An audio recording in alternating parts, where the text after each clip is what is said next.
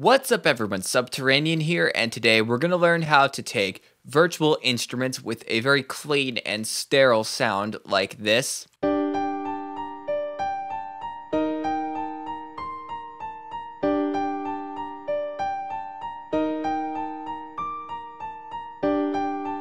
and give them a lo-fi, gritty, sampled sound like this.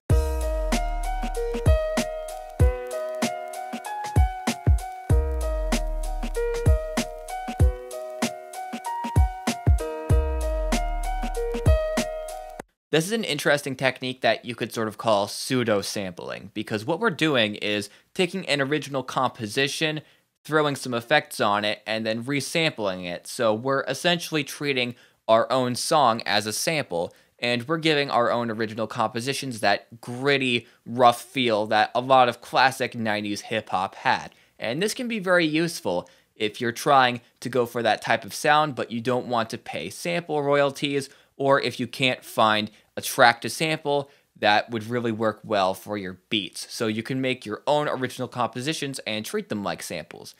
This will work for basically any instrument, whether it's a virtual instrument sampled from a VST like Kontakt or Nexus. It could be a trumpet, a guitar, a piano, it doesn't matter. And you could even take and sample an audio clip of you playing it and then add on these effects. I'm using Ableton's Grand Piano, which comes with the sampler, because most people who have a copy of Ableton will also have the Grand Piano, and it's a very clean sound, which means it's fun to dirty up. If you enjoy this style of music, be sure to check out our Hip Hop in Motion course by David Heartbreak, which is coming out soon, and in the description box below, we'll have a link where you can download the full Ableton project file. So, I've got Ableton's Grand Piano loaded up, and I sketched out this little melody right here.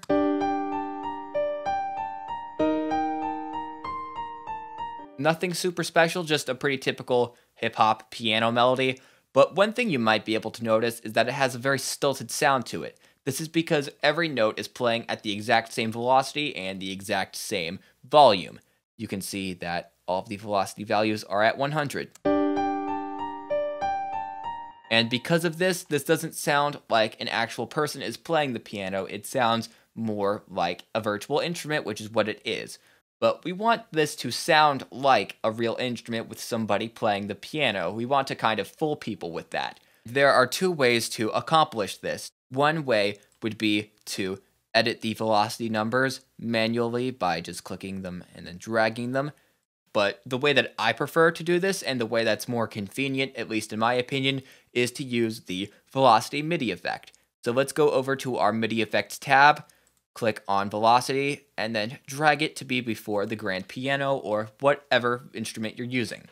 Now, the velocity settings all depend on what type of sound you're going for. If you want a sound with a lot of very harsh notes, like somebody's just pounding at the piano and really playing with a lot of intensity, you'll want a very high drive, and you would want to set the lowest range to be at a pretty high number so no low notes get in. But in my case, I'm going for more of a soft and muffled sound, so I'm going to take the drive and put it somewhere around minus 0.32. Now I'm going to take the high output range and I'll decrease that as well. You can already hear we're getting a pretty nice muffled sound. I think we'll go for 81. That sounds pretty nice. I'm going to take the compand, which is sort of like a little compressor, and nudge it up just a little bit. We'll go for 0.02. I'll take the output low and just put that all the way down at 0. And I'm going to take the input range, and I'll set that to be at 81.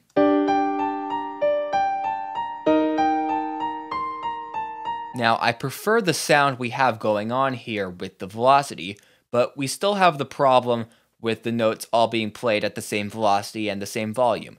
But to fix this, we're going to take the random knob and we're going to increase that so we have notes playing at random velocities. And because we tweaked the settings for the other knobs, we're going to have sort of a controlled randomness where the notes will play lower and they'll play higher, but they'll never get too high, and we're never going to have any super loud peaks.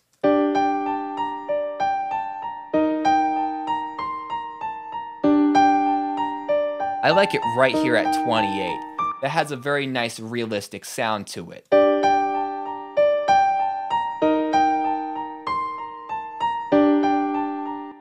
Now for our first audio effect, this is going to be a third-party plugin, and sadly it is a paid plugin.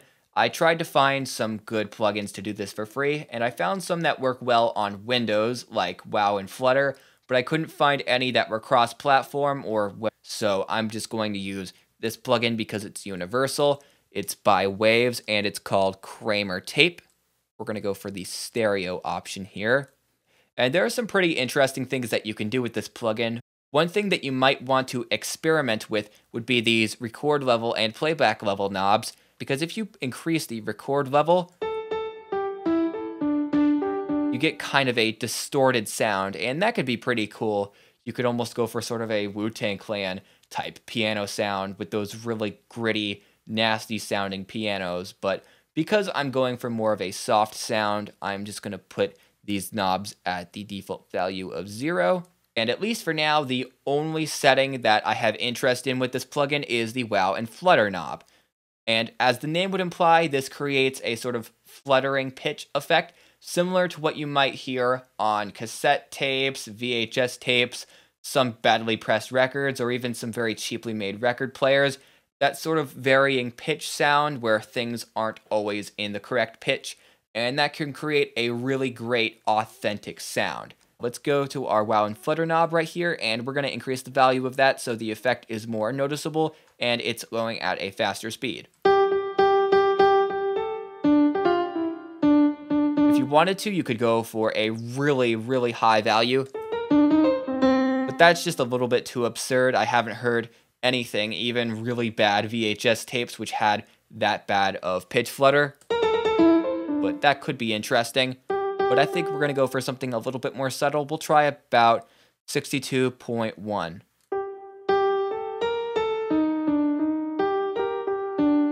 And I think that sounds pretty nice. Let's hear it with our melody.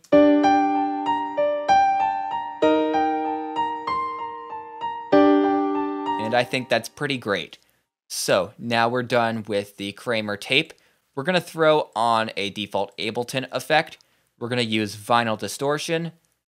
And while this is a default Ableton effect, for all of the non-Ableton users out there, there are plugins that emulate vinyl effects very well, like iZotope's Vinyl, which is actually a free plugin. I believe it's been discontinued, but you should still be able to find links for it somewhere. And there are a few other very good plugins that are not Ableton native that you could use to get this gritty effect. You could even just take a sample that you'll find on a vinyl record or from a sample pack with clicking and popping from the beginning of an old record and just lay that over your sample. But I'm just going to go with the vinyl distortion effect here because it's very easy to use and it does a good job. I'm going to set the volume to be at a pretty small level, and the reason why is because for our effect after the vinyl distortion, we're going to throw on some multiband compression, and that's going to enhance this crackle effect and make it more poignant. I'm going to turn off the pinch and put the drive all the way down at 0. I'm going to set the tracing model frequency to be at about 522, and I'm going to increase the B, which is sort of like a little resonance knob here, to be at 0.86. This doesn't make a huge difference, it just brings out a few more harmonic characteristics in the sound, but I thought I would just leave it on there, but you could completely take off the tracing model and you wouldn't notice much of a difference. Now I'm going to throw on an instance of multiband dynamics. We'll use the OTT preset, and you can hear that increase the volume of the vinyl distortion a lot. You can hear that crackle a lot more now. I'm actually going to increase the density a bit too, I almost forgot about that. Just a little bit to bring out those high frequencies. I think we'll go for somewhere around 16, maybe 16.3. That sounds pretty nice. Now let's hear all of these effects, including the OTT being used on the piano with our melody playing.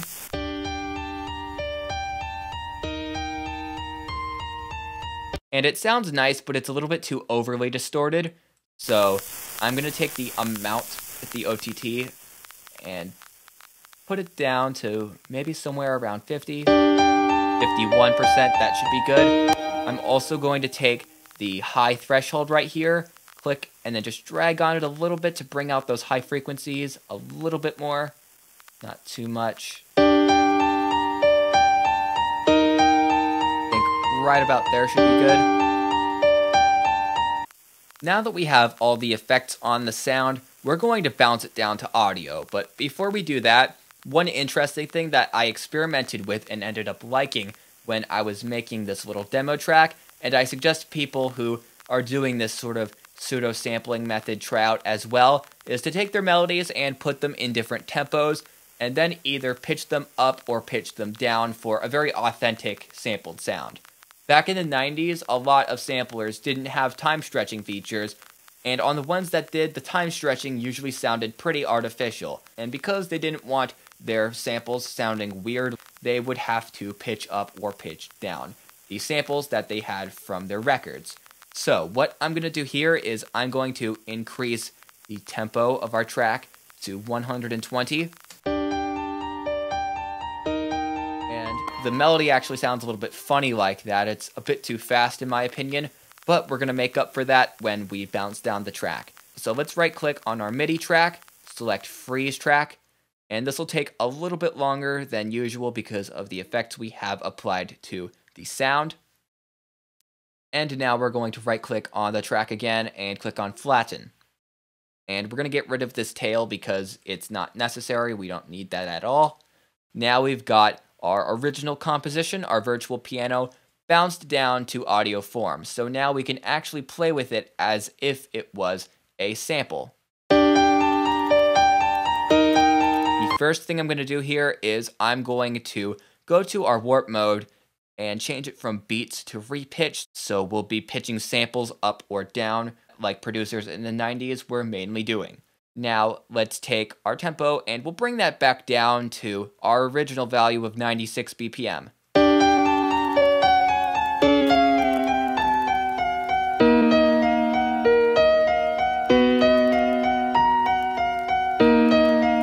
I actually really like the pitch it's at now. The melody being pitched down sounds a bit more dark and a little emotional in my opinion, so it actually worked out for the better. Now we're going to throw on two more effects. These aren't going to be major in shaping the sound, but I thought they added to the lo-fi feel a little bit. First, we're going to throw on Redux, which is Ableton's bit crushing plugin. We're going to turn on bit reduction, and I'm going to set that at 12. Now, you might not notice a huge difference when I play this sound with and without the bit reduction.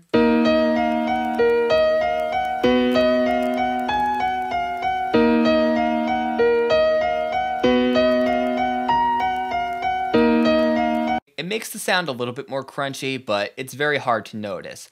But the main reason why I'm doing this is because a lot of early samplers that producers in the 80s and 90s were using had limited bit depths to them. So that meant a lot of the samples sounded a little bit crunchy. Now I'm also going to go to downsample and we'll set that to be soft so we'll have much more control as to how the bit crushing sounds. And we're going to increase this just a very small amount because we don't want any hardcore NES game sounds here. We want something that's just a little bit more lo-fi.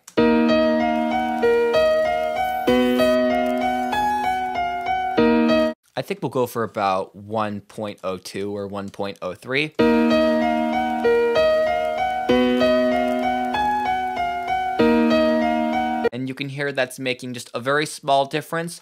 You can hear the sort of crunchiness from the Redux coming in when it's playing different notes. Here's without, and here's with. Just a very small difference that I like. And now I'm going to throw on an instance of EQ8. Let's take an EQ band, just any band, it doesn't matter. And we'll throw on a low cut ×4. And I'm going to remove a lot of those unnecessary low-end frequencies that are muddying up our piano sample. And this could actually also enhance that 90s feel, because a lot of tracks that producers were sampling would have a higher instrument like a piano playing over top a bass or some other low element. And they would have to high pass these samples very heavily so you wouldn't hear the bass line as well. I think we'll put this somewhere around 370 Hertz. That works pretty well.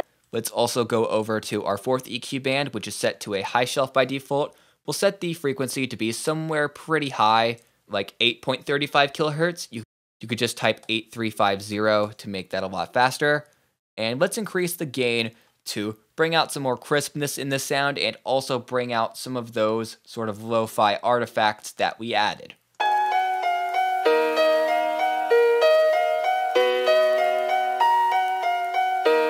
We'll go for about 4.59 or 4.60 dB.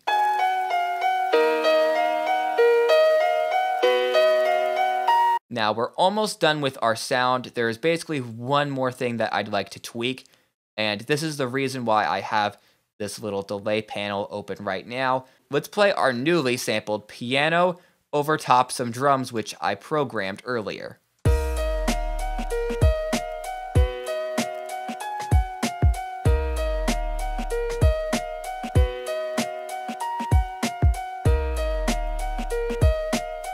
It sounds nice, but it's too rigid, computerized, and on the grid sounding because the piano is hitting at the exact same time as the kick and snare. To fix this, what we're going to do is we're going to open up our delay panel by clicking on the D button, and this is a part of Ableton that I've never really seen people use. It's kind of overlooked, but especially when you're making hip-hop beats, this can be very useful because you want certain elements to not quite be on the grid. You want things to be delayed by just a few milliseconds to give the song a little bit more of a natural feel. So let's go over to our little track delay time right here, and we'll increase it by just a few milliseconds, which is what it's set to by default. You can also go by samples, but we'll just go by milliseconds. And let's get it off the grid just enough to where it feels natural, but not too much to where it feels desynced.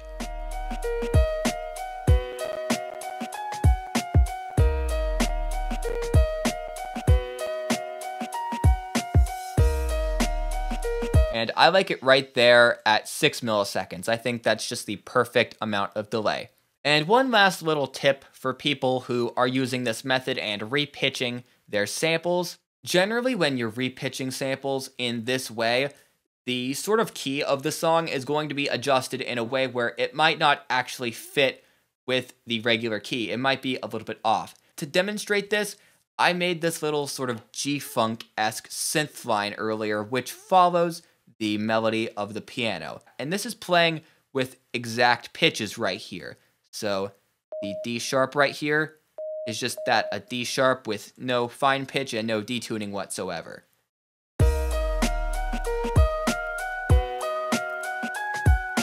And you can hear that things are a little bit off. It mostly matches up, but the sine wave and the piano are just a little bit off from each other, and they're creating sort of a weird chorus effect because the pitches aren't exact. So to fix this, whenever you're adding in synths to go over top of your samples, what you're going to want to do is adjust the pitch of them either slightly up or slightly down for them to fit in the sort of modified key of your pitched sample.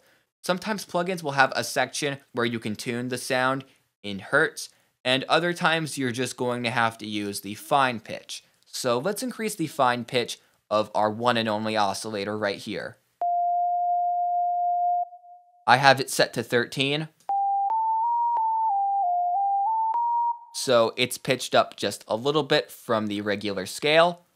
And now if we play it over top of the piano,